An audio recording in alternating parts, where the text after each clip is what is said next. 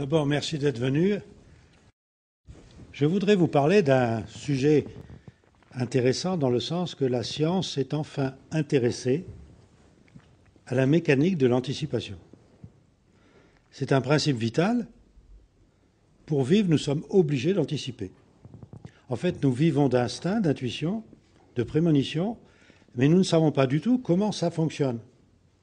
Et la théorie du dédoublement du temps permet justement d'expliquer ce mécanique physique de l'anticipation. Nous allons nous poser la question suivante. Qu'est-ce que le temps? Le temps, c'est simplement une observation entre un problème qui n'a pas de solution, on attend, une question qui n'a pas de réponse, on attend. On est l'observateur qui essaye d'avoir une solution à son problème. Il sait qu'il y a un temps. Alors, pourquoi ne pas avoir l'idée d'utiliser ce temps comme une propriété liée à l'observation? Car, comme disait tout à l'heure notre ami, s'il n'y a pas d'observateur, il n'y a pas d'observation, il n'y a rien. Si je suis observateur d'un temps, je dois pouvoir me poser la question, est-ce qu'il ne serait pas bon de supprimer ce temps? Si je supprime ce temps entre ma question et ma réponse, j'ai obligatoirement la question et la réponse en même temps. Et si je supprime au point que je n'ai même pas le temps de me poser la question, que j'ai déjà la réponse, évidemment, c'est de l'anticipation. On va donc inventer du subconscient ou de l'inconscient. Mais en fait, ce temps que je supprime, il faut bien que quelqu'un réponde à la question que je me suis posée. Alors ce temps supprimé, je vais y enfermer un double. Je vais me dédoubler en tant qu'observateur. Et je vais aller observer ce temps que j'ai supprimé. Ça veut dire que je dédouble le temps. Et à ce moment-là, je vais considérer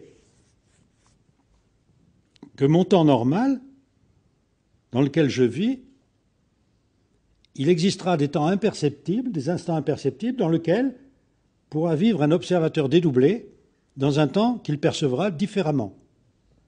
Le temps sera accéléré pour qu'il puisse observer ce temps, et mon temps à moi sera normal.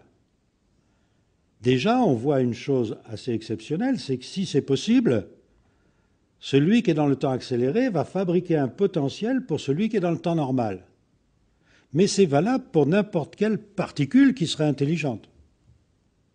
C'est valable pour n'importe quel univers qui serait intelligent.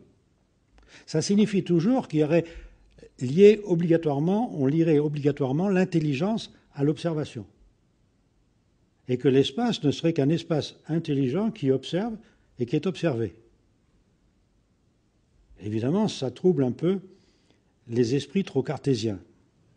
Mais autre chose, on peut considérer que l'observateur dédoublé est dans un temps normal.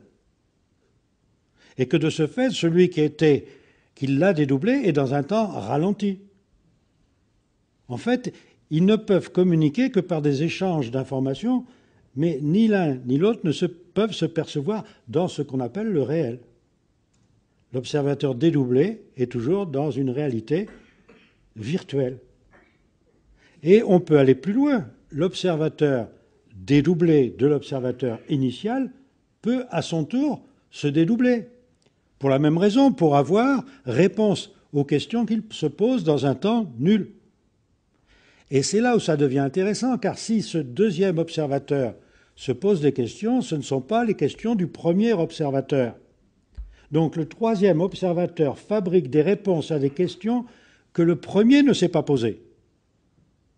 Et maintenant, comme il existe des temps imperceptibles communs aux trois observateurs, on peut échanger des informations dans ces temps imperceptibles et il y aura quelque chose de sensationnel, c'est que l'observateur initial peut aller voir les réponses à la question du deuxième observateur sans que le deuxième observateur ne puisse en prendre conscience. C'est-à-dire que le premier observateur peut avoir la notion du futur du second avant que le second ne vive ce futur. N'est-ce pas là la définition même de l'anticipation? Le second observateur fabrique un futur dans le troisième observateur. Le premier observateur mémorise dans un temps imperceptible la solution du troisième et la passe par échange d'informations toujours dans un temps imperceptible au second qui vit donc d'instinct, d'intuition et de prémonition. Il anticipe sa vie. Ça veut dire qu'un observateur, pour bien vivre, doit être 3 observateurs différents dans 3 temps différents. Cette conséquence, qui est donc l'anticipation, exige des temps imperceptibles pour chacun des observateurs. Il y en aura un qu'on peut considérer comme étant dans le passé, puisqu'il pose les questions. Il y en a un autre qui sera le présent, qui vivra dans son temps présent, et un troisième qui fabriquera son futur. Et par une mécanique sensationnelle, un mouvement sensationnel de dédoublement, il est possible que celui qui vit dans le temps présent puisse mémoriser son futur avant de le vivre. Voilà donc une mécanique bien huilée, mais qui exige une chose, c'est d'avoir un mouvement qui permettrait ça. Car ça, ce n'est que supposition. Supposition d'ailleurs qui était très connue, puisque Aristote nous en parle en disant qu'il y a toujours, pour un effet, 2 causes. La cause initiale et la cause finale. À savoir que lorsque vous décidez quelque chose, ça y est, vous fabriquez un potentiel. C'est un futur. Ce futur devient une cause initiale pour un événement. Mais en fait, c'est vous qui l'avez déclenché. Donc vous avez déclenché par une cause initiale une cause finale, vous la mémorisez et vous vivez dans le temps présent. Aristote connaissait donc la loi du dédoublement du temps qui nécessite 3 temps différents pour vivre. Einstein, il y a un siècle, nous parle de la relativité du temps. Ça serait une propriété physique tellement importante qu'elle ne servirait pas l'homme, on a du mal à l'imaginer. Poincaré, qui avait servi de base à la théorie d'Einstein, avait une autre idée, car il était un prodige scientifique dans le sens que c'était une vraie calculatrice. Il savait, il avait les résultats avant même de les formuler. Il avait donc imaginé qu'il y avait un Poincaré qui calculait lentement, pendant qu'il y en avait un autre qui avait le résultat immédiatement. Évidemment, il ne savait pas où était celui qu'il calculait rapidement. Déjà, vous voyez, c'est les prémices de la relativité restreinte qu'Einstein a développées. Mais allons plus loin. Alors, avant d'aller plus loin, peut-être parce que je ne suis pas sûr que les graphiques nous aient aidés à bien comprendre. Le premier élément qu'il faut dire quand vous dites imaginez, il se peut que, en fait, la première chose à dire, c'est que ça fonctionne de cette manière-là. Dans la réalité. On va revenir en arrière. Je préférerais aller en avant. Ah bon. Mais nous vivons bien. Parce qu'il y a la réponse à la question juste à la après. réponse. Ok, d'accord. Donc en fait, c'est de l'anticipation que tu nous fais, et c'est de l'expérimentation sur le tas. En effet, prenez une particule intelligente. Je vous ai dit qu'une particule devait être intelligente pour être observateur et observé. C'est la raison pour laquelle j'ai mis un petit visage comme ça. Parce qu'elle se pose une question, cette particule. Je rencontre un univers. Qu'est-ce que je fais? Soit je pénètre à l'intérieur au risque de me perdre, soit je fais le tour en prenant la tangente, et là, je ne connais pas cet univers. Donc j'ai un manque d'observation. Si je fais le tour, je ne suis donc pas satisfait, et si je passe à l'intérieur, je risque d'être détruit.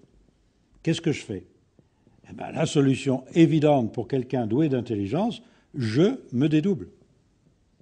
Et je me dédouble. L'un va faire le tour, et l'un va passer à l'intérieur. Et c'est là où il faut trouver un mouvement qui permet de différencier le temps, à savoir que celui qui fait le tour a un temps excessivement ralenti, et celui qui fait l'intérieur a un temps excessivement accéléré. Mais il faut que, aussi bien pour l'extérieur que pour l'intérieur, le mouvement soit le même. Voilà la difficulté du dédoublement du temps. Trouver un mouvement identique pour la particule qui traverse un univers et pour l'univers lui-même. Pourquoi? parce que cet univers lui-même peut être considéré comme une particule qui traverse son propre univers. Donc il faut trouver le même mouvement pour particule et l'univers. Là, c'est la première difficulté. Mais autre difficulté, c'est que si on différencie le temps, ça veut dire aussi qu'il faut qu'il y ait impossibilité d'observer ce dédoublement. Il faut donc inventer des temps imperceptibles. Et c'est là où le mouvement est une deuxième difficulté. Premièrement, il doit être identique pour la particule et pour l'univers. Et deuxièmement, il doit être imperceptible aussi bien pour l'univers que pour la particule. Et on se trouve confronté scientifiquement à l'heure actuelle à cette idée nouvelle, c'est que tout est dédoublé dans l'univers. Tout.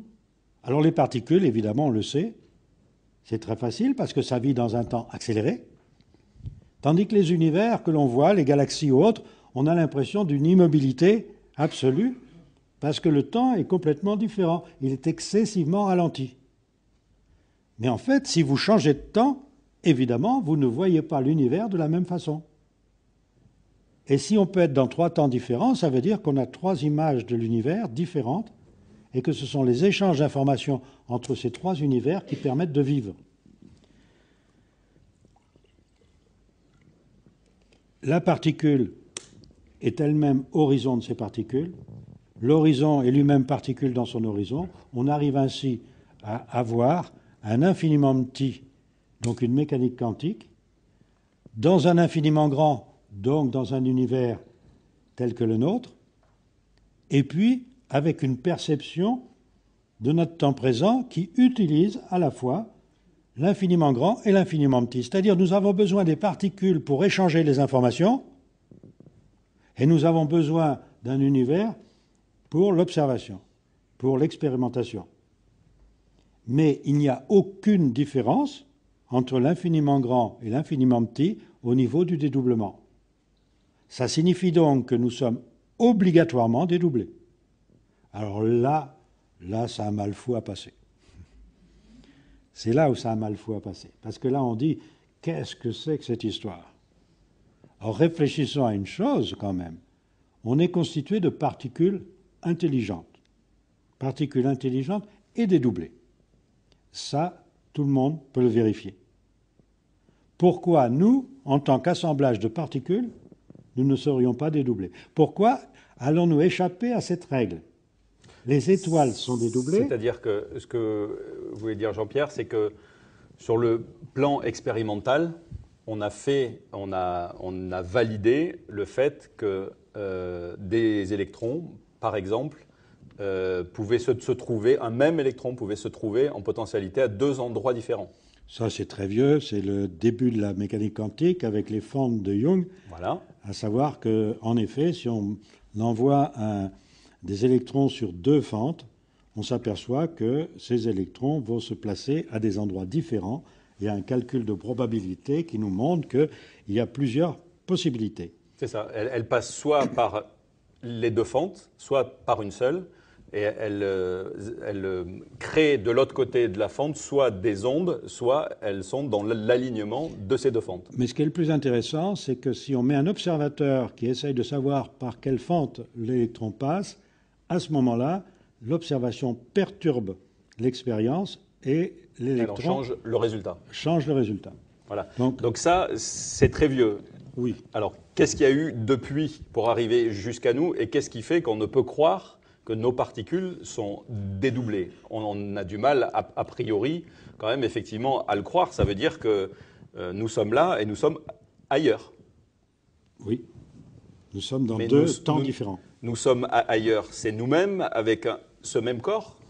C'est obligatoirement de la même façon, puisque nous avons besoin à la fois d'un réceptacle de l'information, qui est l'eau de notre corps, et nous avons besoin d'un système ondulatoire pour échanger les informations avec d'autres univers.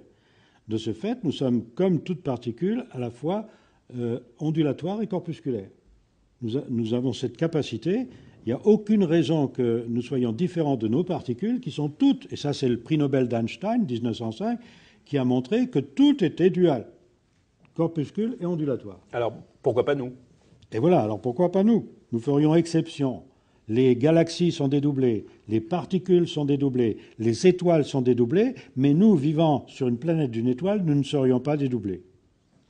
Curieusement. Est-ce que la preuve, d'accord, si elle a été faite pour les particules, donc pour l'infiniment petit et l'infiniment grand, est-ce que c'est vérifié aussi pour ce qui concerne notre biologie et qui ne serait pas de l'humain? Parce qu'on sait que les lois quantiques ne sont pas les mêmes que celles qui sont...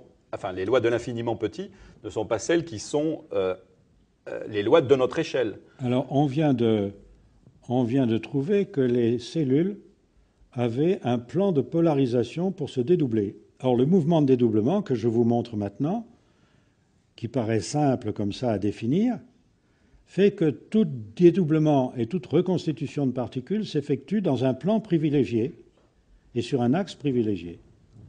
Or, on pensait que nos cellules se dédoublaient n'importe comment. Et ça fait presque un an qu'on a découvert que nos cellules se dédoublaient dans un plan privilégié appelé plan de polarisation. Même nos cellules suivent cette loi des plans privilégiés. Les galaxies, on connaît le plan privilégié des galaxies, on connaît le plan privilégié de notre système solaire, mais on se disait, nos cellules se dédoublent n'importe comment. Or, ce n'est pas vrai. C'est maintenant, donc c'est très récent, il y a à peine un an, on sait que même nos cellules suivent ce plan de polarisation. Alors, on va dire, mais se dédoubler, dans quel but? Parce que, bien sûr, vivre, c'est une chose. Anticiper, mais voir le futur, bien sûr que c'est bien de voir le futur avant de le vivre. Mais voir le futur puis le revivre, c'est plutôt casse-pied. Puis on peut imaginer que celui qui fait le futur va aller voir le futur du futur, etc. À quoi ça sert de voir le futur? Imaginez ça. Il y a un film qui a essayé de montrer ça, qui s'appelait Un jour sans fin, où on se lève et on revit toujours la même journée. Donc vous voyez qu'il y a autre chose. Et c'est là où rentrent les particules qui font que les particules infiniment petites qui ont une masse, car les particules doivent avoir une masse pour la bonne raison que, avec l'équation E égale mc2, l'énergie est une masse, la masse est une énergie. Alors c'est là où on ne comprend pas que la pensée puisse être énergie. Un échange d'informations, comment est-ce possible que ce soit une énergie puisque l'énergie est une masse? Si vous pensez et que vous perdez une masse, vous allez avoir un bon régime amaigrissant.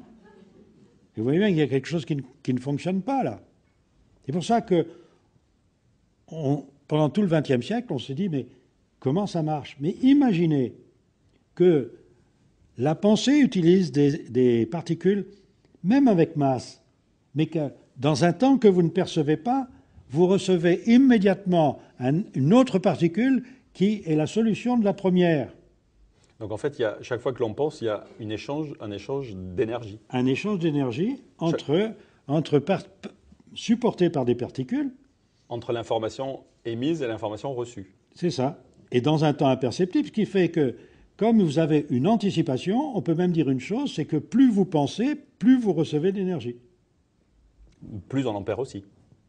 Non, puisque vous récupérez la solution à vos problèmes. Mais on en perd toujours autant que l'on en récupère. Et c'est là le principe du dédoublement qui est assez bizarre, qui rejoint un autre principe de la mécanique quantique, c'est que dans un temps nul, on dispose d'une énergie infinie. Donc si j'arrive à supprimer de temps pour en faire des temps nuls, dans ces temps nuls où je pourrais peut-être fabriquer un potentiel, j'ai une énergie infinie. Sans perdre d'énergie, puisque je récupère la conséquence de cette énergie instantanément. Mais on voit bien une chose, justement, qu'on ne comprend pas, qu'est le principe d'Heisenberg. On ne comprend pas comment, dans un temps nul, je peux avoir une énergie infinie.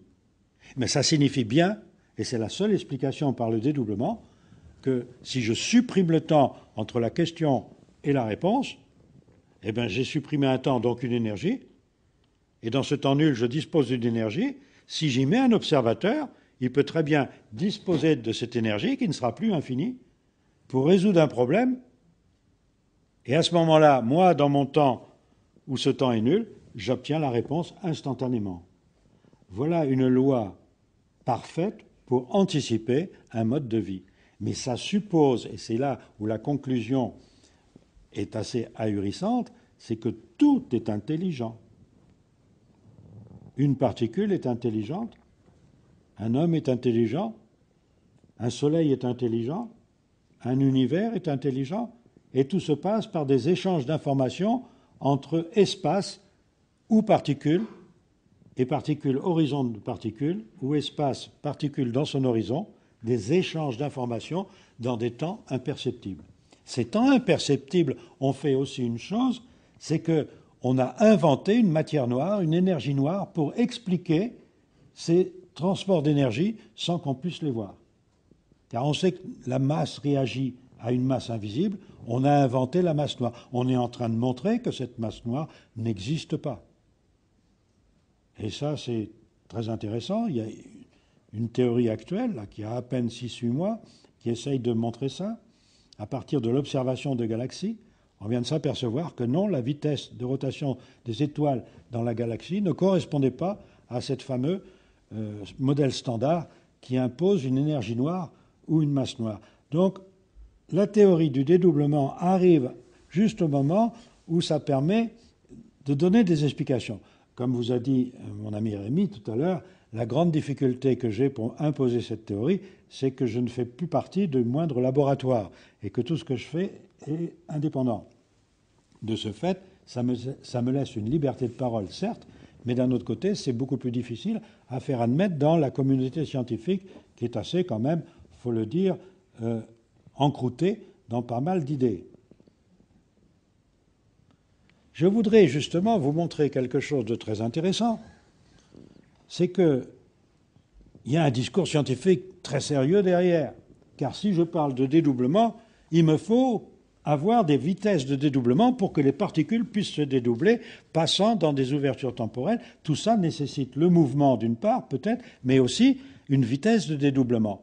Car ça voudrait dire à ce moment-là que nous sommes bien des observateurs dédoublés. Le mouvement, il y est, cette vitesse peut être très intéressante.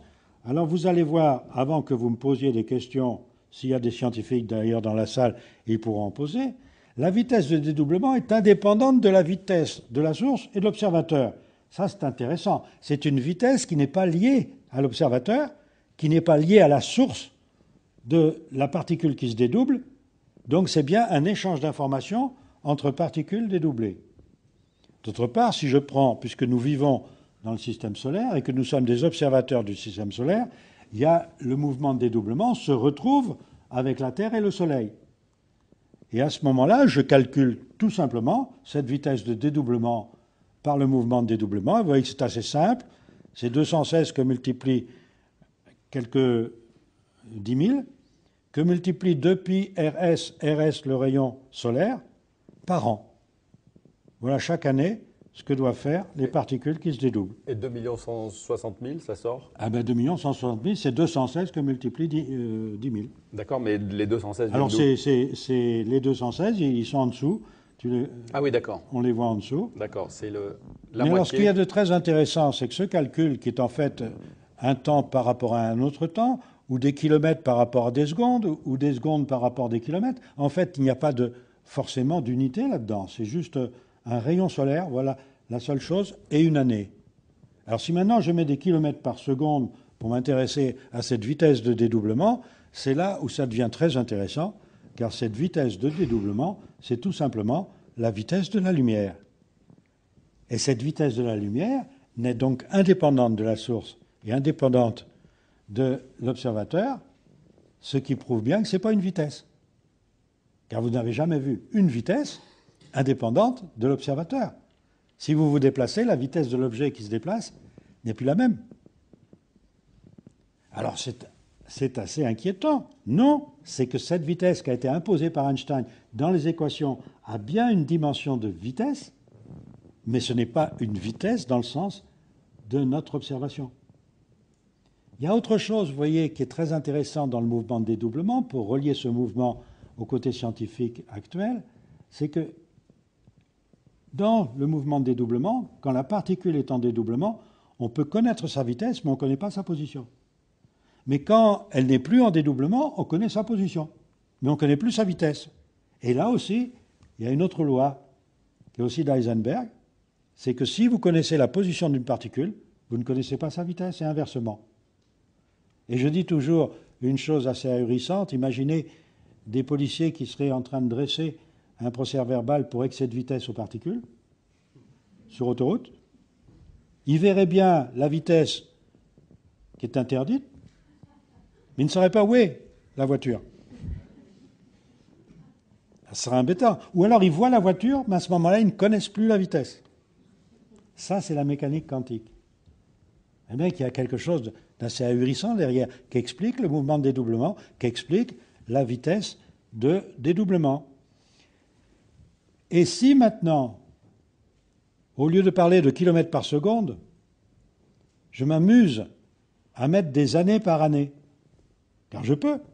Qu'est-ce que c'est qu'un tour de soleil? Le soleil met 27 jours, 0, il y a des poussières derrière, par an, 27 jours par an. Je peux considérer qu'un 27e de jour, c'est un tour solaire. À ce moment-là, je trouve des années par rapport à des années. Ça veut dire que quand je suis observateur dans 2 temps différents, 80 000 ans de mes ans peuvent être 1 an ailleurs, ou 1 an de mes ans peut être 80 000 ans ailleurs. Et alors là, c'est intéressant de voir une très vieille phrase que Mahomet a repris dans le Coran, qui est « 1000 ans sont à tes yeux comme un de nos jours ». Ce qui prouverait qu'à une époque, on connaissait, peut-être on avait perdu la loi, mais on connaissait cette histoire de différenciation du temps. Or, vous savez que les mathématiques nous ont été transmises par le monde arabe. Et Mahomet a donc pu avoir connaissance des lois mathématiques existantes à son époque. Et il parlait de la différenciation du temps, il parlait de la relativité du temps. Il y a plusieurs textes qui le prouvent. Donc là, ça veut dire qu'avant de changer, en fait, dans un temps dédoublé, une année, une de nos années, ça peut être 80 000 ans dans le passé, par exemple. C'est-à-dire que nous avons la possibilité de nous projeter dans un autre temps où, si on vit 1 an chez nous, on vivrait 80 000 ans ailleurs. Mais quand vous dites on aurait la possibilité, ce n'est pas un choix. Si je peux simplement me déplacer à une certaine vitesse, je peux changer de temps. Là, il y a une autre idée qui a été développée par Langevin dans les années 20, c'est que si je vais à une vitesse proche de la vitesse de la lumière, je change de temps d'une façon conséquente. Si je dépasse maintenant la vitesse de la lumière, c'est l'inverse qui se passe. Dans le cas des jumeaux de Langevin, le jumeau qui s'en va à une vitesse proche de la vitesse de la lumière ne vieillit pas aussi vite que celui qui reste. Mais si maintenant je vais plus vite que la vitesse de la lumière, alors les échanges d'informations, on le sait maintenant, ça a été prouvé, ça a même donné un prix Nobel à Alain Aspect, qui a montré qu'il y avait des vitesses plus grandes que la vitesse de la lumière.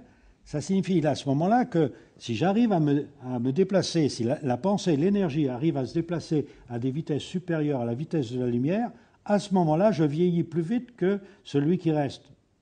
Mais quand je reviens, c'est l'inverse, je rajeunis. C'est-à-dire qu'en fait, je fais de l'anticipation. Donc je peux vivre 80 000 ans pendant 1 an si je me déplaçais pendant 1 an. Mais pourquoi se déplacer pendant 1 an? Si je me déplace pendant 1 an, mon corps, qui reste, lui, tranquille, d'ailleurs je meurs, et j'ai une partie de moi qui s'en va, c'est la partie information, je ne peux partir et revenir que dans un temps très court. Alors si je pars 1 seconde, eh bien j'ai 80 000 secondes ailleurs. Et en 80 000 secondes, je peux faire pas mal de choses. Si j'ai 1 microseconde pendant laquelle je m'en vais, j'ai aussi du temps pour fabriquer quelque chose. Mais en plus, quand je suis dans ce temps du rapport 1 à 80 000, je peux encore passer dans des ouvertures temporelles pour avoir le même écart de temps. Et vous voyez que je peux aller ainsi très loin. Et voilà ce que donne la théorie du dédoublement. Il y a 3 vitesses qui sont liées pour avoir le passé, le présent et le futur.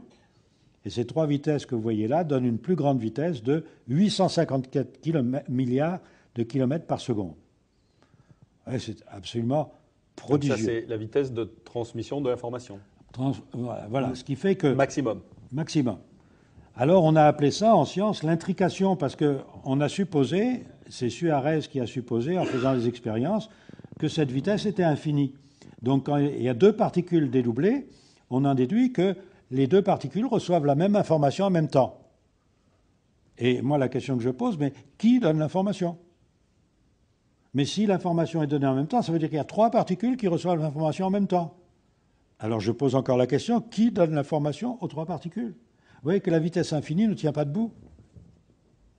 L'intrication nécessite qu'il y ait quand même quelqu'un qui donne l'information, et de ce fait, il faut que la vitesse soit finie. Alors, on va même plus loin. On peut dire, puisque les vitesses de dédoublement sont finies, celui qui le premier s'est dédoublé, qu'on pourrait appeler le créateur du dédoublement, est donc fini dans un espace fini, lié à des vitesses finies. Et il bénéficie du passé, du présent et du futur.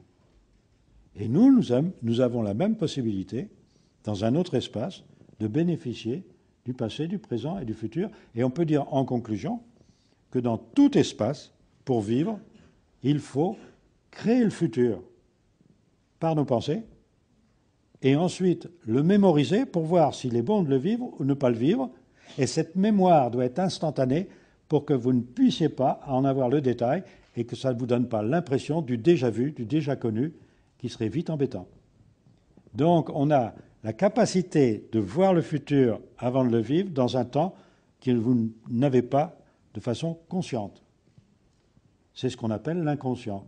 Et comme ce potentiel futur que nous fabriquons nous-mêmes dans un temps imperceptible est disponible pour tout le monde, on peut appeler ça un inconscient collectif qui remplit notre conscience de tas d'idées, de pensées, d'envies, de souhaits. Et en fait, on peut dire une chose, c'est que toutes nos pensées sont liées au futur, sont donc anticipées. Voilà ce qu'il faudrait maintenant utiliser en connaissant cette loi. Car si nous avons la capacité d'anticiper notre vie, il ne faut pas se déséquilibrer. Donc il faut arranger notre futur avant de le vivre.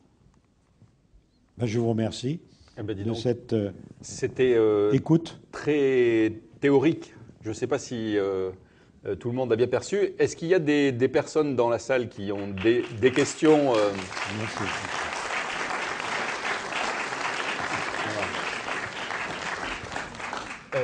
S'il y a des personnes qui ont des questions de nature, on va dire, plus technique ou scientifique, avant peut-être, Jean-Pierre, de dire quelques mots sur les applications, qui est, je pense, ce qui va intéresser aussi beaucoup. Oui.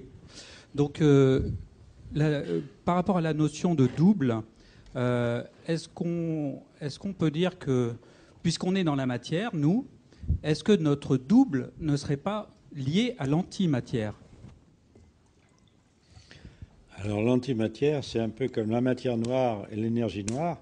C'est ce qu'on a inventé pour expliquer qu'il y avait un monde lié à une dissymétrie matière-antimatière.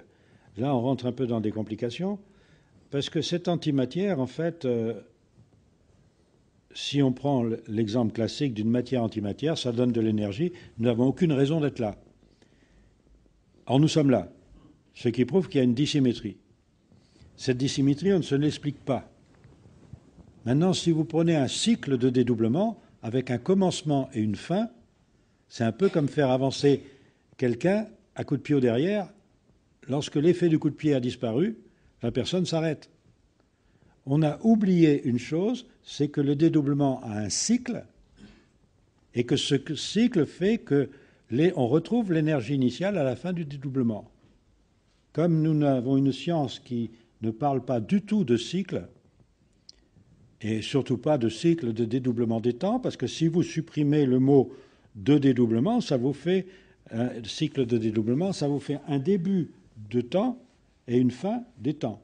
Alors parler de fin des temps aux gens qui ne connaissent pas le cycle de dédoublement des temps, on se demande de quoi on parle. Et on en arrive à des choses complètement stupides, qui est de créer des histoires de fin du monde, de chaos. Or, réfléchissons aussi à la chose suivante. Si notre pensée crée un potentiel, celui qui crée le chaos va le vivre. Donc il serait temps quand même de commencer à comprendre que nous vivons dans l'histoire que nous imaginons et qu'il est bon d'imaginer des histoires agréables plutôt que d'imaginer toujours des chaos futurs. Nous sommes en ce moment perturbés par des annonces apocalyptiques d'événements qui n'auront pas lieu si nous changeons nos pensées. Et c'est ça l'intérêt de faire connaître cette théorie, c'est que nous sommes maîtres de notre futur. Et c'est ça aussi la difficulté de la faire connaître au niveau scientifique, c'est que les scientifiques entendent ce discours-là et se disent « mais qu'est-ce que c'est que ça ?» Alors pour répondre à l'histoire de l'antimatière, on pourrait dire la chose suivante, c'est que l'antimatière n'est que de la matière dans un temps virtuel, et que dans ce temps virtuel, pour l'observateur qui observe ce temps qui est donc réel, cette antimatière est la matière qui à son tour peut donner de l'antimatière dans un autre univers. Et vous avez ainsi un emboîtement de temps, un emboîtement de matière qu'on appelle antimatière, mais il se trouve que par le mouvement de dédoublement, on arrive qu'à la 8e antimatière devient la première. Ce qui fait que vous avez en fait un flux qui circule, c'est un flux temporel. Et que, évidemment, la matière première que nous observons, on a l'impression qu'elle est liée à une matière virtuelle, mais en fait, elle n'est que dédoublée. C'est de la matière dédoublée, et ce cycle de dédoublement prend fin. Et évidemment, si matière égale antimatière, il n'y a plus rien. Il n'y a plus que de l'énergie. Ce n'est pas le but du dédoublement. Le but du dédoublement est de faire évoluer des univers. Donc il y a une dissymétrie permanente liée au mouvement de dédoublement. Et quand un cycle de dédoublement s'arrête, c'est l'univers dans lequel on se dédouble qui est en dédoublement, qui va redonner de l'énergie à l'espace qui est compris à l'intérieur et qui, lui, va recevoir l'énergie extérieure. Donc il y a tout un phénomène universel qui rentre en jeu et nous sommes en train de vivre en ce moment une fin du cycle de dédoublement des temps solaires et ma foi, on n'en a pas encore pris la mesure. On ne sait pas que les perturbations sont liées à cette fin de cycle, que nous recevons énormément d'informations, que ces informations permettent de fabriquer un potentiel et que comme nous ne maîtrisons pas nos pensées, nous ne maîtrisons pas ce potentiel. De ce fait, nous sommes un petit peu sujets à tous les potentiels qui se fabriquent dans le monde entier et ma foi, on voit bien ce que ça donne à l'heure actuelle. C'est-à-dire que cette fin de cycle solaire fait que les échanges d'informations sont plus rapides. On a de plus en plus d'informations qui nous arrivent et c'est pour ça que les choses vont de plus en plus vite. Exactement. Et c'est pour ça que vous voyez que la technologie actuelle va à une rapidité folle. On invente en une année ce qu'on a mis 20 ans à inventer et puis les 20 ans qu'on vient d'inventer, c'était comme 5000 ans. Donc on voit bien qu'il y a quelque chose qui se passe. On voit aussi que les enfants ont un potentiel bien plus important que les vieillards. Tout ça, c'est-à-dire, pour illustrer ce que vous disiez tout à l'heure, c'est-à-dire que la réponse arrive quasiment en même temps que la question. Toujours. En même temps. Ça va même plus loin. Le mécanisme d'anticipation, qu'on peut appeler ça même, il y a un mot, il y a toujours le gros mot savant derrière, qui est hyper-incursion.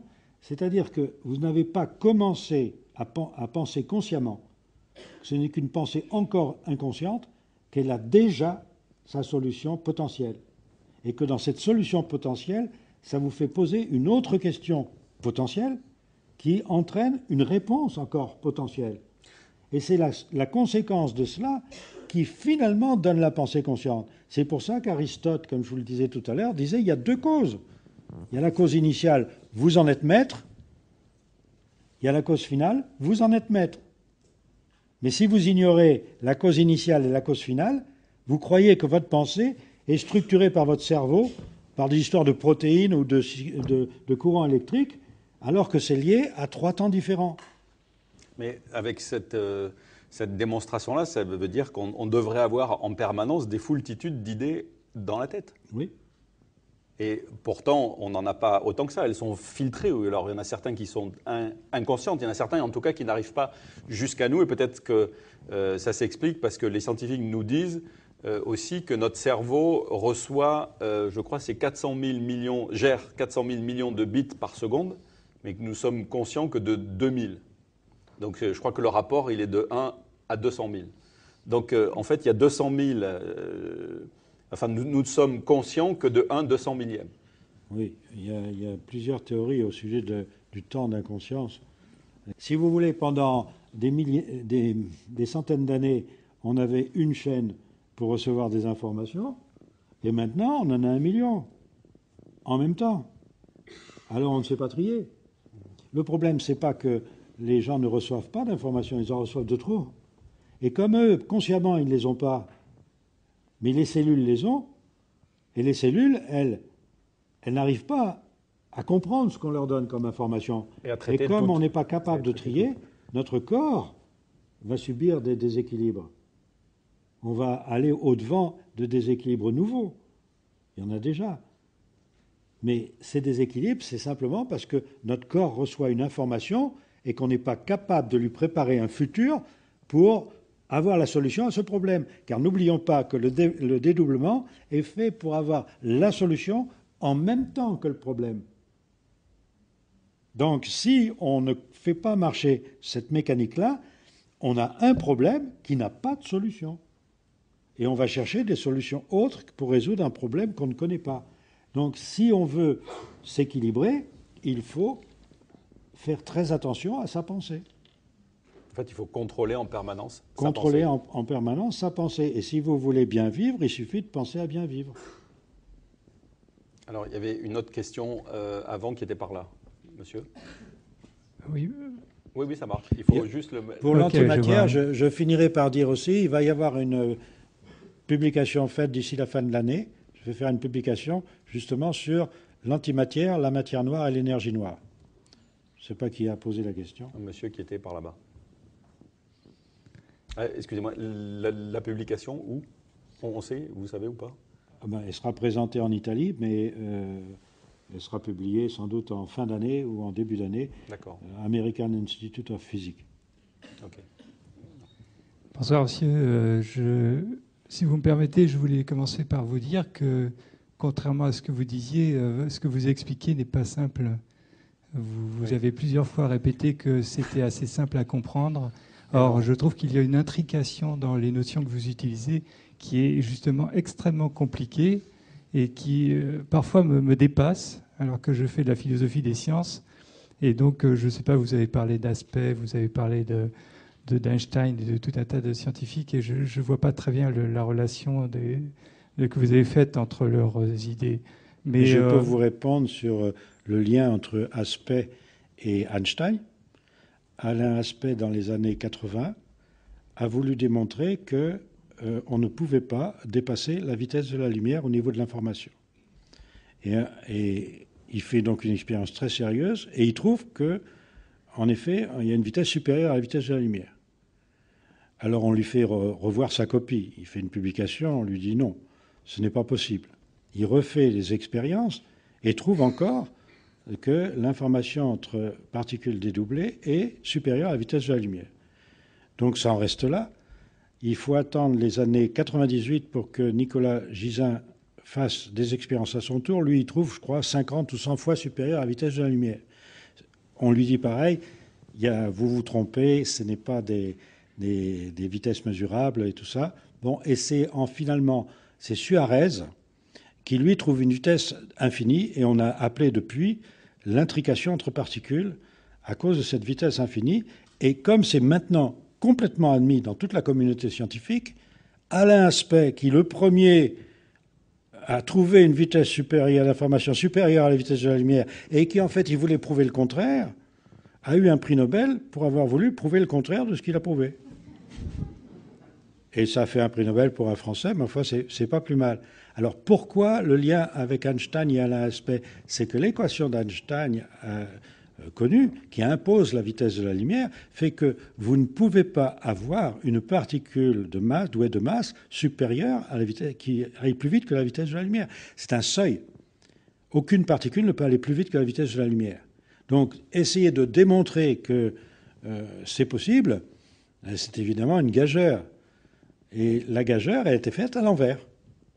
Car Alain Aspect voulait définitivement marquer ce n'est pas possible d'aller plus vite. Voilà. Et il a trouvé l'inverse. Oui, donc voilà le lien que je fais entre Alain Aspect et Einstein. Enfin, on parle encore de vitesse théorique en ce qui attendez, attendez, il y a des choses qui ne sont pas encore admises au niveau de l'anticipation. Hein. Ne croyez surtout pas que dans la communauté scientifique, hein, c'est admis comme ça. Non, non, non, non. Je vais vous dire, les publications sont des publications par référé. Ça veut dire qu'en gros, si on dit que c'est quelque chose qui n'est pas valable, il faut déjà dire aux scientifiques qui ont agréé, qui ont récompensé même une publication, qu'ils se sont trompés tout comme moi. Il y a avant que la communauté scientifique officielle soit au courant de certaines découvertes, il se passe des années. Il ne faut pas croire que c'est instantané. Oui, je connais bien. Donc si vous faites de la philosophie des sciences, avant que ça atteigne ce niveau-là, ce que je vous demanderai plutôt, c'est si vous voulez progresser dans la connaissance, c'est de vider votre bouteille avant de la remplir. Alors comme ça, vous pourrez admettre des choses qui font que votre connaissance a du mal à rejeter certaines choses. Oui, mais il faut rester dans une certaine logique, quand même. Ah, il faut rester dans la logique. Non, non, mais ça c'est justement ce qu'il y a de bien en science, c'est que les publications par référé obligent à avoir justement un frein, des arbitres, et d'autre part que dans une théorie, vous n'avez jamais trouvé quelque chose qui est une finalité. Imaginez qu'une théorie puisse donner l'explication de tout, mais elle n'en a plus rien à faire. Une théorie est par définition même incomplète. Mais comme disait Coluche, elle fait avancer le public. C'est tout. C'est ça qui est important. Oui, une autre question, vous vouliez. Oui, alors je voulais vous demander juste une question, alors parce que j'en aurais eu beaucoup à demander. Mais comment vous définissez l'intelligence, alors? Ah, ça c'est une grande question qui est au niveau de, comment dire, qu'il faut sortir là de tout l'aspect psychique. Parce que l'intelligence, dans le sens qu'on est plus ou moins intelligent, disons que le mot est mal adapté. Tout à l'heure, en effet, j'ai dit doué d'intelligence. J'aurais d'ailleurs mieux fait de dire doué de réflexion que d'intelligence, déjà. Parce qu'il y a une notion de supériorité ou d'infériorité dans la notion d'intelligence. Tandis que deux particules qui se dédoublent, le but est tout simple. Ce qui t'arrive, je dois le savoir le plus vite possible.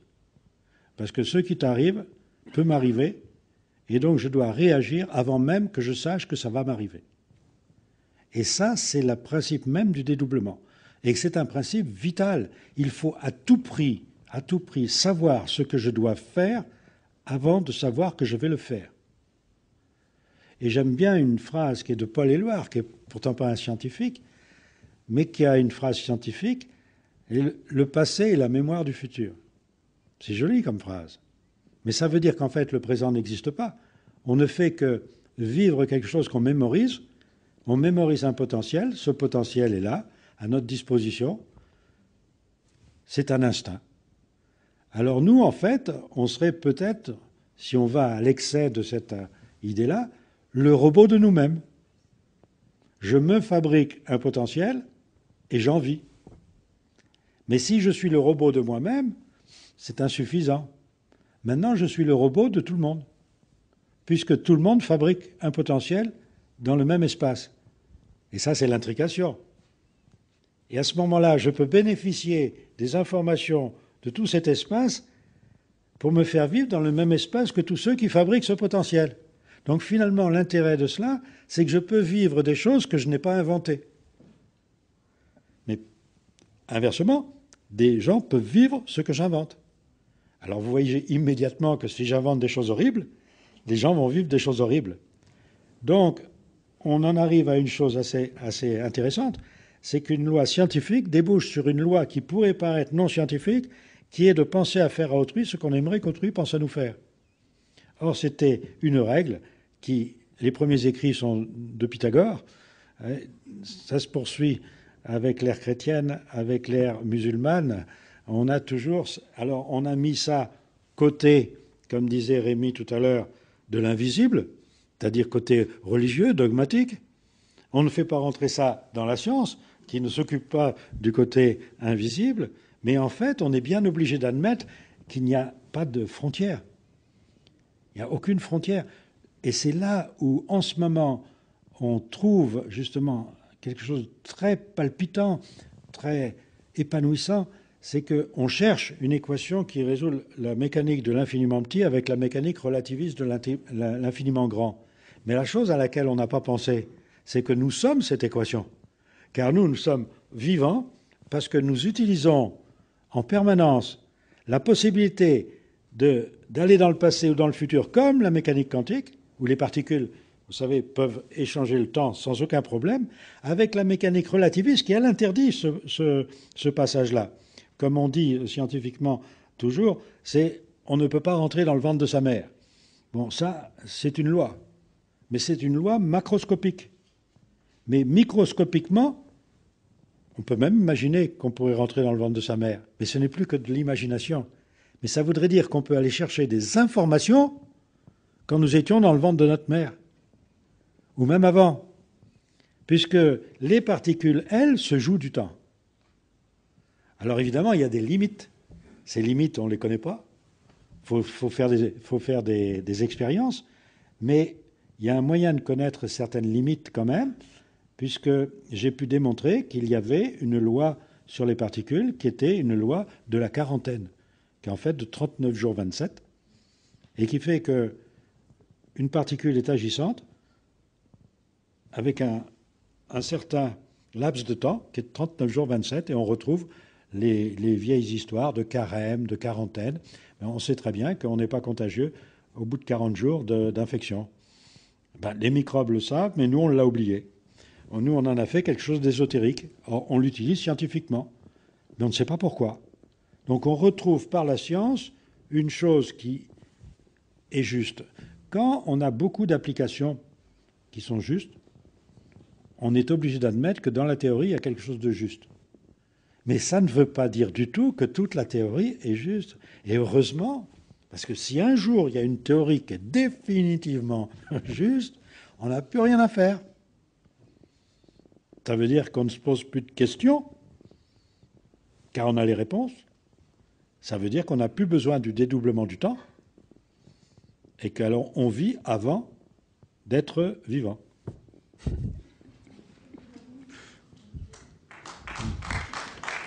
On peut... Il y a une autre question là-bas, si on peut passer le micro. Non, mais voilà. Il y a un micro. Bonsoir. Moi, je ne suis absolument pas scientifique. Et j'avais une question très concrète à vous poser. Comment utiliser son double ? Comment Utiliser son double. Attention que le mot double est dangereux. C'est nous dans un autre temps, déjà. Comment utiliser son double ? Ben, le problème, il est le suivant. Si vous pensez que chaque pensée fabrique un potentiel, que ce potentiel, vous n'en avez pas la possibilité de le voir, de savoir ce que vous avez fait exactement, il faut utiliser l'autre partie de nous-mêmes qui vit dans un autre temps pour contrôler le futur que nous fabriquons. Alors il y a une période de la vie qui est importante, c'est cet échange d'informations qui s'effectue au cours du sommeil paradoxal, où là, vous êtes en complète immobilité. En fait, c'est parce que vous cherchez des informations et que votre corps n'abrite plus comment dire, tout votre stock d'informations. Vous êtes parti chercher de l'information ailleurs, vous êtes en atonie posturale complète, et c'est là où s'effectue le meilleur contrôle de tout ce que vous avez fabriqué en potentiel dans la journée. C'est la raison pour laquelle notre mécanique est très bien faite. Pendant le jour, on fabrique un potentiel et on le vérifie la nuit avant de le vivre le lendemain. Et si on fait marcher cette mécanique-là de façon naturelle, ben ma foi, il n'y a aucune raison d'être mal. On n'est pas du tout dans une société qui vit avec ça. Et puis, il y a deux blocs opposés à ça, il ne faut pas l'oublier. Vous avez le bloc scientifique qui vous dit c'est ésotérique, et il y a le bloc religieux qui vous dit c'est scientifique. Mais les deux ne veulent pas admettre que, en fait, nous ne sommes qu'un tout. On a séparé des choses qui, en fait, ne sont pas séparables. Alors, d'un côté, vous avez des dogmes religieux, comme disait Rémi, qui nous ont quand même paralysés. Vous avez maintenant des dogmes scientifiques qui nous paralysent de la même façon. Mais comme c'est scientifique, c'est beaucoup plus facile de voir où sont ces dogmes. L'avantage de la théorie du dédoublement, c'est que le seul dogme qu'il y ait, c'est que je suis observateur de mon espace, dans un temps donné. Ben, je crois que tout le monde peut se le dire. Mais attendez, c'est aussi un postulat, c'est un dogme. Si demain on prouve que, en fait, le postulat c'est que vous vivez dans 3 temps différents, eh bien à ce moment-là, ce postulat tombe. Je ne suis pas l'observateur de mon temps, je suis l'observateur de mes rêves. Ou je suis l'observateur de ma mémoire. Mais en fait, il faudrait que je sois l'observateur de ma mémoire, l'observateur de mes rêves, pour bien vivre dans le temps présent. Ah oui, ça complique. Alors il faut savoir utiliser ça dans le quotidien. Évidemment qu'il faut savoir utiliser ça dans le quotidien. Mais ce n'est pas évident. Et surtout, ce n'est pas évident à faire admettre. Or, en plus, si vous avez essayé de faire admettre cela en allant dans le prosélytisme, vous forcez les gens à modifier leurs pensées, donc vous faites le contraire de ce que vous voudriez faire. Donc ça vous oblige aussi à ne pas aller dans le prosélytisme pour faire admettre quelque chose que vous pensez être vrai. Cela aussi, c'est de la mécanique quantique. Mais c'est de la mécanique aussi macroscopique. Donc tout ça, c'est un peu compliqué, si vous voulez, dans le sens que on ne peut pas vivre sans savoir qu'on va vivre ce qu'on imagine. Alors moi, je dis, il y a une urgence, c'est qu'il faut enseigner aux enfants à freiner leur imagination, de façon que quand ils deviennent adultes, ils puissent vivre dans des rêves merveilleux, au lieu de vivre dans un monde misérable. Et vraiment, le monde qu'on prépare à l'heure actuelle est assez dangereux parce qu'il y a une autre chose qui s'effectue, je vous l'ai dit tout à l'heure, nous terminons, et ça c'est les explosions solaires qui le montrent, nous terminons un cycle de dédoublement du temps, c'est-à-dire que nous recevons des informations telles que nous pouvons actualiser n'importe quel potentiel, et il ne faudrait pas que ce potentiel nous détruise. Et il faut donc contrôler les échanges d'informations dans ces temps imperceptibles que j'ai appelés ouverture temporelle, pour qu'on puisse vivre dans le calme et la tranquillité. La calme et la tranquillité est à la mesure de nos pensées. Et on rejoint un proverbe ancien, on pourrait peut-être l'utiliser en conclusion, qui sème le vent, récolte la tempête. Et un autre peut-être, la nuit porte conseil.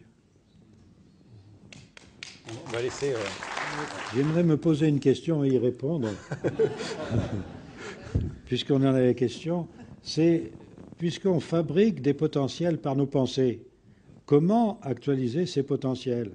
Il y a une autre loi derrière, c'est la loi des attirances, à savoir des attractions.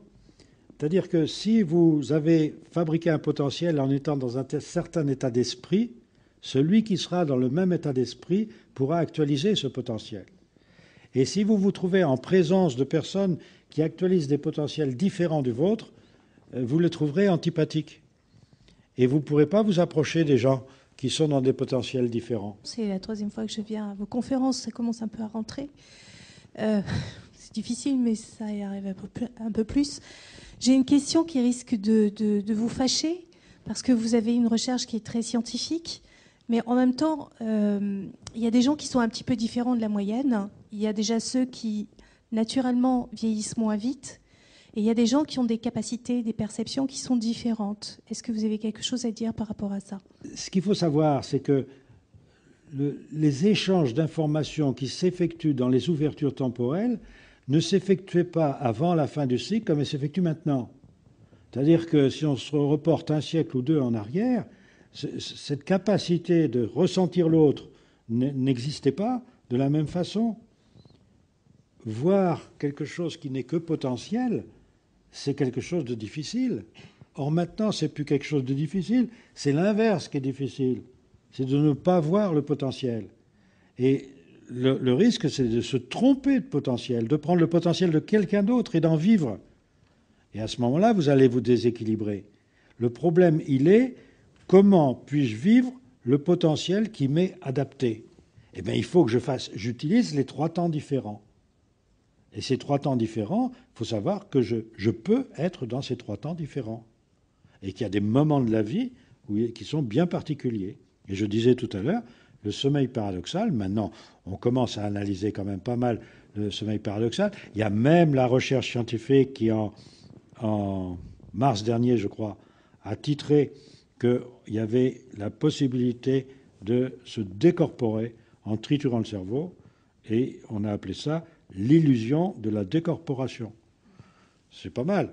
C'est déjà une approche. Je dis une chose assez fréquemment aux gens qui posent la question au sujet de cette décorporation qui permet d'aller à des vitesses d'ailleurs supérieures à la vitesse, nos vitesses naturelles. C'est que les premières expériences scientifiques qui ont été faites en centrifugeuse pour les pilotes d'avions à réaction qui passaient le mur du son. Ensuite, ça a été utilisé pour les cosmonautes qui partaient se satelliser. Pourquoi? On les faisait tourner à une vitesse folle, on freinait d'un coup pour voir s'ils résistaient à la pression sensationnelle qui s'exerçait sur leur corps. Or, il y en a qui sortaient de leur corps.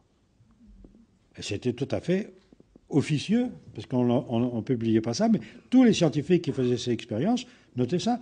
Et en particulier, on avait bien noté qu'il y en avait qui avaient un mal fou à réintégrer leur corps, et que de ce fait, ils étaient pris souvent de vomissements ou de maux de tête assez exceptionnels, et ceux-là n'étaient pas considérés comme aptes à faire des voyages dans l'espace. Mais disons, vous vous rendez compte, c'est les années 40 ou 50. En France, la recherche scientifique vient juste de titrer, donc recherche scientifique française vient juste de titrer que la décorporation était possible, mais c'était une illusion. Donc on a une illusion de décorporation, mais est-ce que ça ne va pas plus loin? Est-ce qu'on ne peut pas imaginer que justement cette capacité de sortir de notre corps est utilisée pendant nos nuits?